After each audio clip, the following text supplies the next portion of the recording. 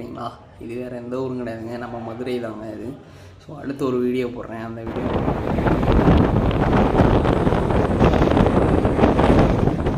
ரெண்டுமே வேறு வேறு லொக்கேஷனில் வேறு டைமில் எடுத்தது.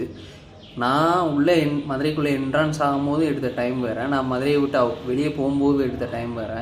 ஸோ இந்த வீடியோ வந்து நான் ஆக்சுவலாக வந்து இன்ஸ்டாகிராமில் ஸ்க்ரோல் பண்ணும்போது ஒரு வீடியோ பார்த்தேன். இந்த மாதிரி சம்திங் ஏதோ ஒரு இடத்துல வந்து எரிஞ்சிட்ருக்கு அப்படின்னு சொல்லி, அந்த புகை எவ்வளோ தூரம் ஒரு மிஸ்ட் இருக்கிற மாதிரி எவ்வளோ தூரம் ட்ராவல் ஆகி உள்ளே என்ட்ரன்ஸ் போகும்போதும் உங்களுக்கு தெரியும். மதுரைக்குள்ளே ட்ராவல் பண்ணியிருந்தீங்கன்னா உங்களுக்கு தெரியும். லைக் பெரியார் போடுறது ஒரு ரோடு உள்ளே போகும் நம்ம மண்டையானலேருந்து கட் பண்ணி. ஸோ ரிட்டன் நான் வரும்போது சிந்தாமணி வெளியே வந்தேன். அந்த சைடு வந்து இப்படி வரணும்னு சொல்லிட்டு உங்களுக்கு தெரியும் ரிட்டன் வெளியே வரும்போது. ஸோ அந்த ரோடு வழியே தான் நான் வெளியே வந்தேன். ஸோ வெளியே வரும்போது நான் எக்ஸ்பெக்ட் பண்ணவே இல்லை இந்த சைடு இப்படி இருக்குமா அப்படின்னு சொல்லிட்டு.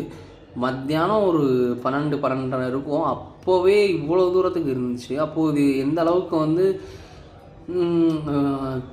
புகையை வந்து கிளப்புது, அது வந்து எல்லாருக்குமே டிஸ்டர்பன்ஸாக தான் இருக்குது. ஸோ இதெல்லாம் எப்படி சொல்கிறேன்னா, விடிய காலையில் ஏர்லி மார்னிங் வந்து நீங்கள் ரைட் பண்ணுறவங்களா இருந்தாங்க அப்படின்னா அதெல்லாம் எவ்வளோ டிஸ்டர்பன்ஸாக இருக்கும்னு சொல்லிட்டு கண்டிப்பாக தெரியும்.